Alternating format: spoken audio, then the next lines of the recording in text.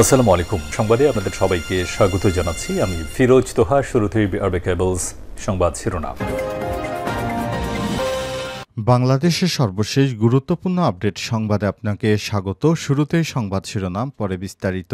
শুরুতেই জানাবো, শহীদ পরিবারকে সঙ্গে নিয়ে ইফতার করলেন গণতান্ত্রিক ছাত্র সংসদ। শহীদ পরিবার ও শিক্ষার্থীদের সঙ্গে নিয়ে জগন্নাথ বিশ্ববিদ্যালয়ে জবি গণ ইফতার করেছে বাংলাদেশ গণতান্ত্রিক ছাত্র সংসদ। এ সময় জুলাই গণ অভ্যুত্থানে জগন্নাথ বিশ্ববিদ্যালয়ে শহীদ ইকরামুল হক সাজিদের বড় বোন ও শহীদ আনাসের পরিবার উপস্থিত ছিলেন। আজ মঙ্গলবার 18 মার্চ বিশ্ববিদ্যালয়ের মুক্তমঞ্চে আয়োজিত করা হয় ইফতার মাহফিলটি।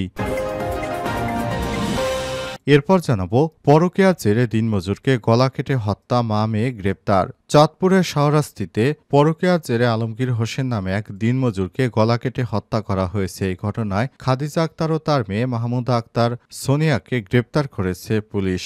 আজ তাদের দুজনকে গ্রেপ্তার করা হয়। জানা গেছে, মাহমুদা আক্তার সোনিয়ার সঙ্গে পরকীয়ার প্রেমে যুক্ত ছিলেন ওই দিনমজুর। অন্যদিকে নিহত আলমগীরের স্ত্রী তাসলিমা বেগম অভিযোগ করে বলেছেন, আমার স্বামী সোনিয়ার কাছে টাকা পেত, ওই টাকা দেওয়ার নাম করে তাকে ডেকে নিয়ে গলা কেটে হত্যা করা হয়েছে। এদিকে ৬৯,০০০ রোহিঙ্গাকে বাংলাদেশি পাসপোর্ট দেয়া নিয়ে যা জানা গেল। সম্প্রতি সামাজিক যোগাযোগ মাধ্যমে প্রচারিত হয়েছে, জুনের মধ্যে বাংলাদেশি পাসপোর্ট পাচ্ছেন সৌদিতে থাকা ৬৯,০০০ রোহিঙ্গা। তবে এই দাবিটি মিথ্যা বলে জানিয়েছে ফ্যাক্ট চেক রিমার স্ক্যানার।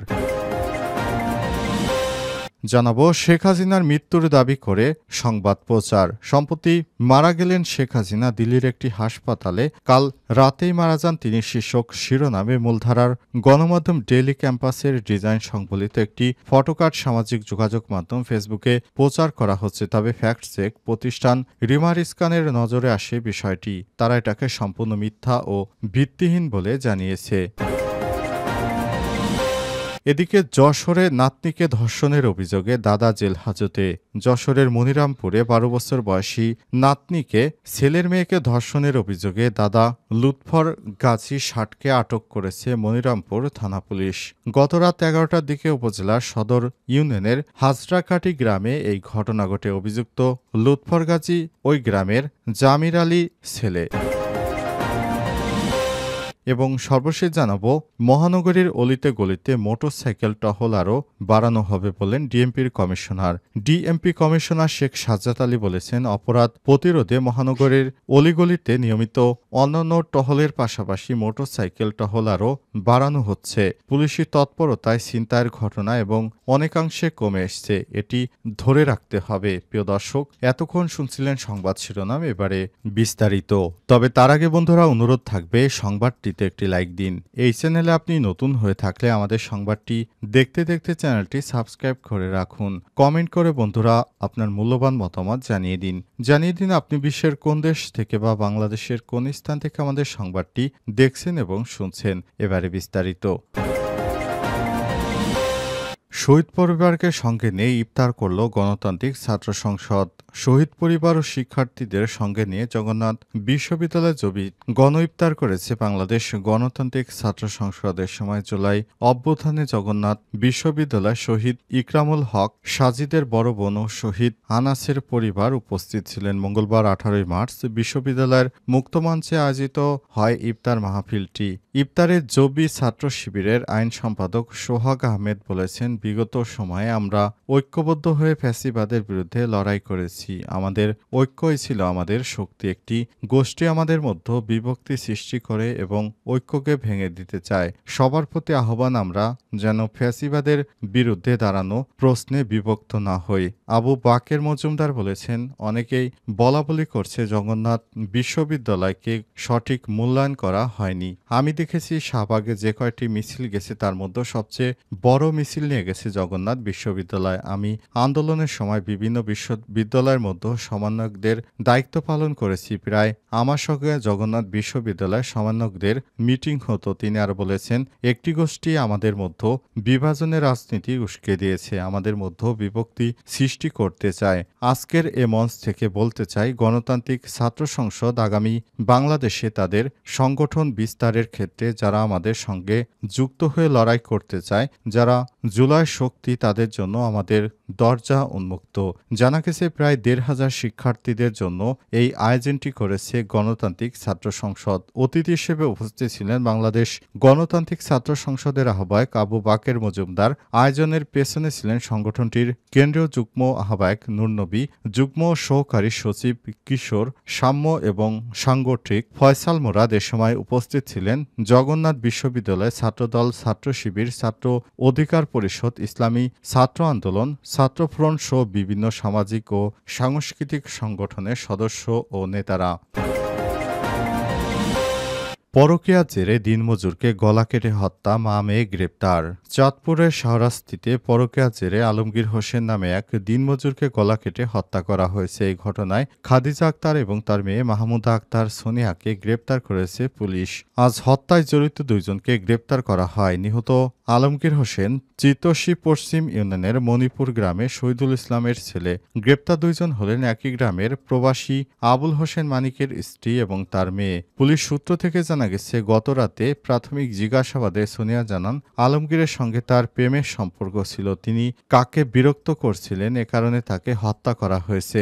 আরও জানা গেছে, সোনিয়া চিতোষী বাজার থেকে হত্যার জন্য একটি ছুরি কেনেন এবং পরে সেটি ব্যবহার করে আলমগীরকে এলোপাতাড়ি কুপিয়ে হত্যা করেন। হত্যাকাণ্ডের পর পুলিশ ঘটনাস্থল থেকে অস্ত্রসহ আলামত উদ্ধার করেছে। অন্যদিকে নিহত আলমগীরের স্ত্রী তাসলিমা বেগম অভিযোগ করে বলেছেন, আমার স্বামী সোনিয়ার কাছে টাকা পেত, সেই টাকা দেওয়ার নাম করে তাকে ডেকে নিয়ে পরিকল্পিতভাবে হত্যা করা হয়। তবে হত্যাকাণ্ডের আরও কেউ জড়িত কিনা সে বিষয়টি নিশ্চিত হতে পুলিশ মোবাইল ফোন সহ অন্যান্য সূত্র ধরে তদন্ত চালিয়ে যাচ্ছে। শাহরাস্তি মডেল থানার ওসি আবুল বাশার বলেন, নিহতের মরদেহ ময়নাতদন্তের পর পরিবারের কাছে হস্তান্তর করা হয়েছে। এই ঘটনায় নিহতের বড় ভাই রফিকুল ইসলাম বাদী হয়ে শাহরাস্তি থানায় হত্যা মামলা দায়ের করেছেন। তিনি আরও বলেন, গ্রেপ্তার মা মেয়েকে আদালতে পাঠিয়ে তাদের ৫ দিনের রিমান্ড আবেদন করেছে পুলিশ। পাশাপাশি হত্যাকাণ্ডের সঙ্গে জড়িত অন্যান্যদের গ্রেপ্তার অভিযান অব্যাহত রয়েছে।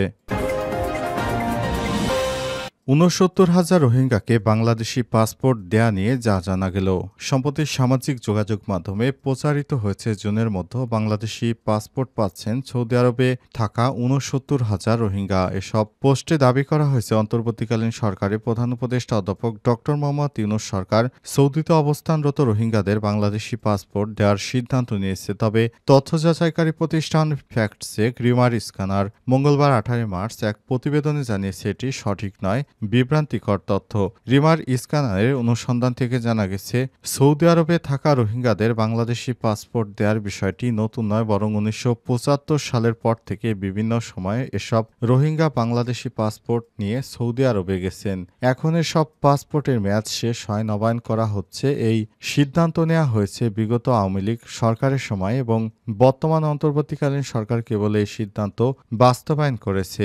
এ বিষয়ে অনুসন্ধানে প্রাসঙ্গিক কিওয়ার্ড সার্চ করলে মূলধারার গণমাধ্যমটির ওয়েবসাইটে জুনের মধ্যে বাংলাদেশিদের পাসপোর্ট পাচ্ছেন সৌদিতে ৬৯,০০০ রোহিঙ্গা শীর্ষক শিরোনামে গত ১৩ ফেব্রুয়ারি প্রকাশিত একটি প্রতিবেদন পাওয়া যায়। দেশের মূলধারার গণমাধ্যমের প্রতিবেদন থেকে জানা যায়, সৌদি আরবে ৬৯,০০০ রোহিঙ্গাদের মধ্যে ২৫,২৫১ জনের একটি তালিকা সৌদি কর্তৃপক্ষ ইতিমধ্যেই বাংলাদেশকে দিয়েছে। এই পাসপোর্ট নবায়ন কার্যক্রম চালিয়ে যাওয়ার জন্য সরকার অর্থ বরাদ্দ চেয়েছে। তবে বরাদ্দ তুলনামূলক কম থাকায় জুনের মধ্যে সব পাসপোর্ট নবায়ন হওয়া নিয়ে শঙ্কা দেখা দিয়েছে। সৌদি সরকার ২০১০ সাল থেকে বাংলাদেশ সরকারের উপর পাসপোর্ট নবায়নের জন্য চাপ দিয়ে আসছে। ২০২৪ সালে বাংলাদেশের সঙ্গে একটি চুক্তির মাধ্যমে এই নবায়ন প্রক্রিয়া শুরু হয়। উভয় দেশের সমঝোতার মাধ্যমে একটি যৌথ ওয়ার্কিং গ্রুপ গঠন করা হয়েছে, যার মাধ্যমে এই নবায়ন কার্যক্রম পরিচালনা করা হচ্ছে। শেখ হাসিনার মৃত্যুর দাবি প্রচার। সম্প্রতি মারা গেলেন শেখ হাসিনা দিল্লির একটি হাসপাতালে, কাল রাতেই মারা যান তিনি শীর্ষক শিরোনামে মূলধারার গণমাধ্যম ডেইলি স্টারের ডিজাইন সংবলিত একটি ফটোকার্ড সামাজিক যোগাযোগ মাধ্যম ফেসবুকে প্রচার করা হচ্ছে। তবে ফ্যাক্ট চেক প্রতিষ্ঠান রিমার স্ক্যানারের নজরে আসে বিষয়টি এবং তারা এটাকে সম্পূর্ণ মিথ্যা ও ভিত্তিহীন বলে জানিয়েছে। রিমার স্ক্যানার টিমের অনুসন্ধান থেকে জানা গেছে, মারা গেলেন শেখ হাসিনা দিল্লির একটি হাসপাতালে কাল রাত রাতেই মারা যান তিনি শীর্ষক তথ্যে বা শিরোনামে ডেইলি ক্যাম্পাসের কোনো ফটোকার্ড বা সংবাদ প্রকাশ করেনি, বরং ডিজিটাল প্রযুক্তির সহায়তায় সম্পাদনার মাধ্যমে ডেইলি ক্যাম্পাসের একটি ফটোকার্ড নকল করে এই ফটোকার্ড তৈরি করা হয়েছে। এ বিষয়ে অনুসন্ধানের শুরুতে আলোচিত ফটোকার্ডটি পর্যবেক্ষণ করে দেখা যায় ফটোকার্ডটি ডেইলি ক্যাম্পাসের লোগো ব্যবহার করা হয়েছে এবং এটি প্রকাশের তারিখ 12 মার্চ 2025 উল্লেখ করা হয়েছে।